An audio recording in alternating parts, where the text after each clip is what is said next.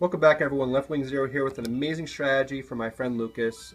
Very happy to show this to you all.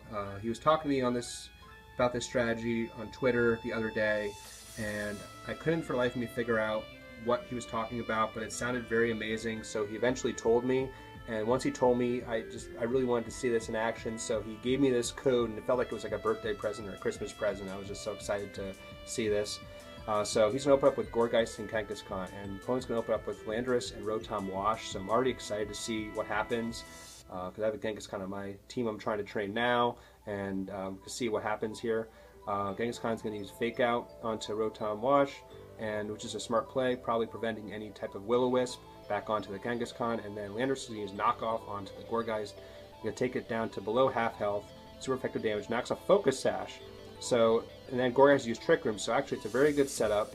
Kangaskhan is able to make one of the opponents flinch, and then the other Pokemon has no ability to knock out Gourgeist unless it has a 2+ hit move on it. So it gets basically a guaranteed Trick Room up. And now Gourgeist is going to use Worry Seed onto the Rotom. It changes its ability to Insomnia, so now it loses any type of immunity to ground type moves. So it'll be interesting to see what happens here. Rotom's going to use Reflect, but Landorus is going to use Earthquake, which is awesome because it actually takes Rotom down to below half health, super effective damage, and not very effective to Gourgeist back. Gourgeist used Seed Bomb onto the Rotom, which is super effective, but with Reflect and Gourgeist's low attack investment, it's not going to do too much damage. Malamar is out in the battle now. Can use Night Slash onto Landorus. Isn't going to do too much damage. Rotom's going to use a Volt Switch to go back and get its Levitate ability back. Smart play on the opponent. And takes a pretty good chunk out of Malamar's health. And now opponent's going to bring Suicune into the battle. And let's see what happens here. With Reflect up, Suicune's going to be very tanky, so Landorus goes for another Earthquake. And is it enough to take out either of Lucas's Pokemon? It's enough to take out Malamar, but Gourgeist is still in the battle. Suicune didn't take too much damage with Reflect up plus being so tanky defensively. So good turn on the opponent's part there. Now Kangaskhan's going to come back into the battle. So let's see what Kangaskhan's going to do here. It's going to Fake Out on the Suicune. So it takes a little bit of damage off, but not too much. Reflect's still up. And Gourgeist has used Trick or Treat. And I saw this and I was just like jumping for joy like a 6-year-old. Changes Kangaskhan into part Ghost type. And then Landorus goes for Superpower and Kangaskhan. It doesn't work because of Trick or Treat, making it Kangaskhan part Ghost. So I was just like amazed. And then Gourgeist used Trick or Treat again. This time onto Landorus, making Landorus part Ghost type also.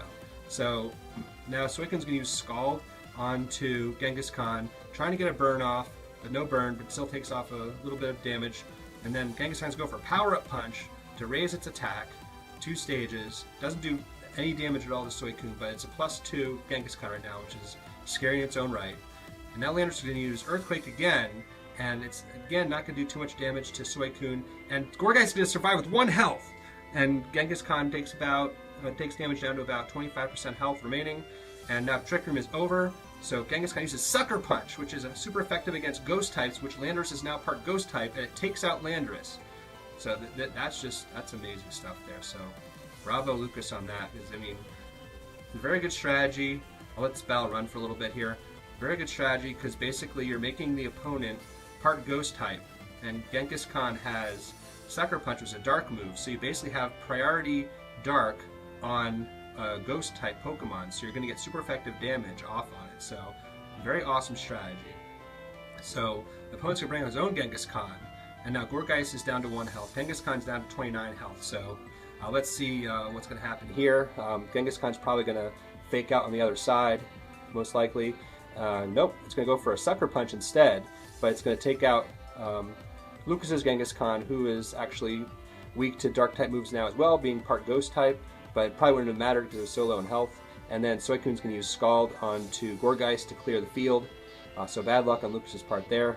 But now that was a very awesome strategy, though. I mean, no matter what else happens in the rest of the battle, I was impressed. Lucas is now down to his final Pokemon, which is the Aegislash. And Lucas is a very good Aegislash player. He has very good mechanics on his Aegislash, so let's see if he can come back in this battle. So Kangaskhan's used Earthquake, which actually is going to prop his weakness policy, raise attack, special attack, and then we're going to get the Scald off on Suicune, which isn't going to do too much damage. And now we're going to see Aegislash switch to Blade Form, see what it's going to do.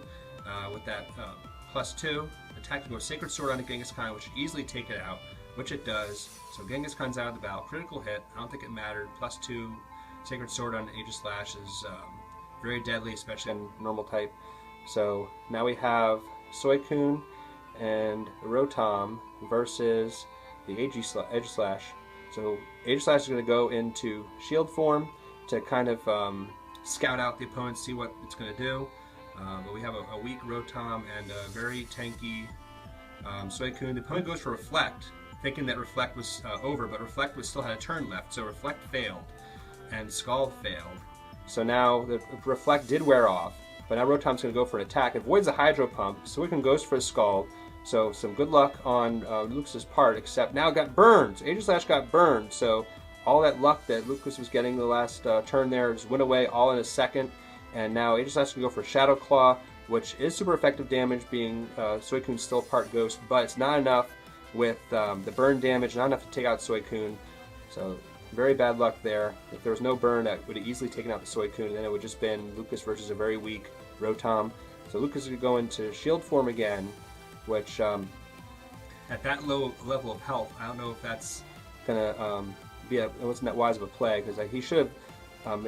I don't know if he had Shadow Sneak on his Aegislash, but I mean, just at this point, you just got to go for something just to try to preserve a victory. Because with the burn damage, you're going to bring yourself. Now he's down to 3 health. So the next turn here is going to try to use King Shield again. So I'm guessing he doesn't have Shadow Sneak. Shadow Sneak probably would have fainted the Suicune, and in turn would have been a better chance to finish off that battle. So Lucas ends up with a loss, but still a great battle, Lucas. Very awesome strategy. Thank you for showing that to me. Thank you for showing it to the rest of us. And then that again goes down to the very end. Like I said a few videos ago, priority. If you have priority in this meta, you'll win a lot of battles. If you don't have priority, you'll lose a lot of battles in this meta. So that's why Shadow Sneak is such an invaluable move on Aegislash, and it's worth putting on about every Aegislash you can possibly make. So thank you again, Lucas. Awesome battle. The Trick or Treat strategy. It can turn basically any normal type into a deadly partner for you. I mean, it worked with Genghis-Khan in this video. I'm sure it would work really well with Snorlax. I know Lucas was mentioning Snorlax. So if you can get Snorlax set up and then you get a part Ghost type, unless your opponent has a Dark type move, and you're going to be done. Maybe not even Belly Drum required. I mean, probably even without Belly Drum, you just rely on stockpiles and crunch, and oof, it's scary to see what that would happen, how that would work out. But thank you guys for watching. Please like, comment, subscribe.